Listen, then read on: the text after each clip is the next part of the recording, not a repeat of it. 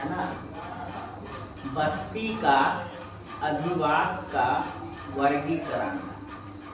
तो उस वर्गीकरण में दो तरह का वर्गीकरण, दो आधार पर वर्गीकरण किया गया था।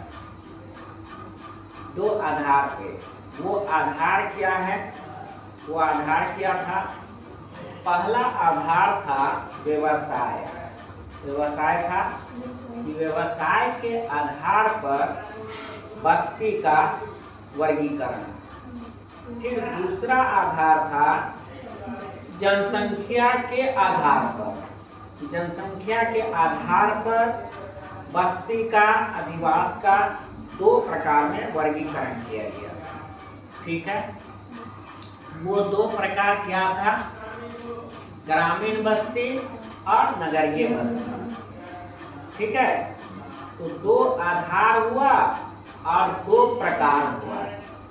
ठीक है, तो सबसे पहला आधार हम लोग व्यवसाय के आधार पर, व्यवसाय के आधार पर बस्ती का, अधिवास का वर्गीकरण। तो इसके अंतर्गत दो प्रकार देखे थे।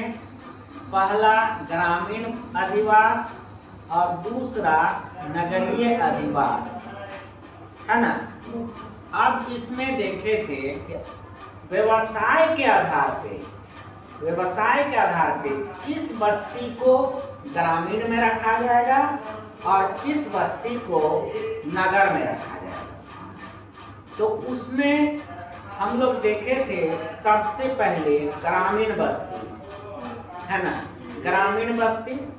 तो ग्रामीण बस्ती के अंतर्गत हम लोग सबसे पहला पॉइंट क्या देखे थे कि वहाँ पे ग्रामीण बस्ती में जो व्यवसाय होगा, जो वहाँ का लोग जो व्यवसाय करेगा वो प्राथमिक व्यवसाय करेगा, केवल प्राथमिक व्यवसाय का प्रधानता होगा वहाँ पे। ठीक है, फिर दूसरी पॉइंट में अब हमको समझना था कि ये प्राथमिक व्यवसाय के अंतर्गत कौन कौन सा व्यवसाय है। ठीक, तो क्या था? सबसे पहला कृषि, प्राथमिक व्यवसाय के अंतर्गत सबसे पहला क्या था? कृषि। दूसरा पशुपालन, तीसरा लकड़ी काटना और चौथा उसमें था हम लोग का मत्स्य पालन, मछली पालन।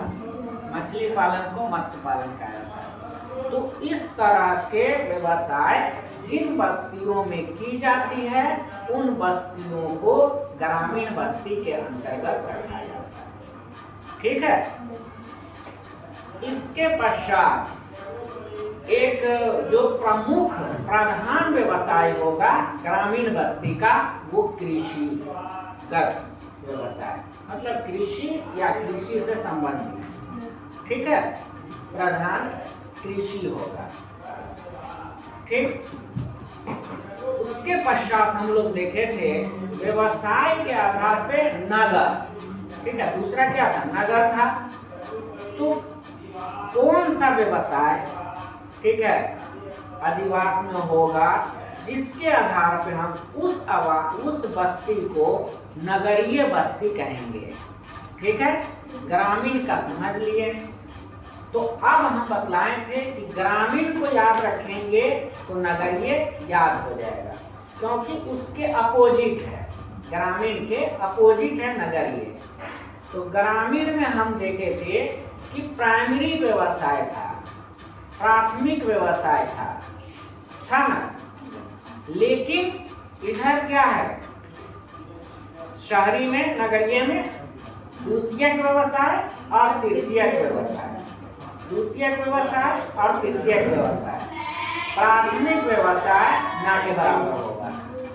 ठीक है, पहला पॉइंट में हम लोग देखे कि नगरीय बस्ती में, नगरीय अधिवास में द्वितीयक व्यवसाय एवं तृतीयक व्यवसाय प्रमुख होगा।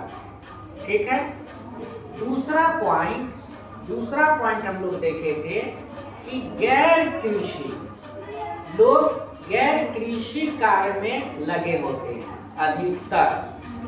अधिकतर लोग गैर कृषि यानी खेती नहीं करते हैं। शहर के लोग खेती कम करते हैं, ना के बराबर करते हैं। ठीक है। तीसरा पॉइंट हम लोग को समझना था कि जो हम लोग द्वितीयक देखें, द्वितीयक व्यवसाय और तृतीयक व्यवसाय, इसके अंतर्गत क्या आता है, कौन सा काम आता है ना। तो द्वितीयक में हम लोग बतलाए थे कि उद्योग, किसी चीज से संबंधित उद्योग धंधा, ठीक है, ये द्वितीयक व्यवसाय के अंतर्गत आता है। जबकि व्यापार और वाणिज्य, व्यापार है ना, व्यापार होता है, व्यापार जो है वो तृतीयक व्यवसाय के अंतर्गत आता है। ये हमारा प्रमुख पॉइंट था। ठीक है।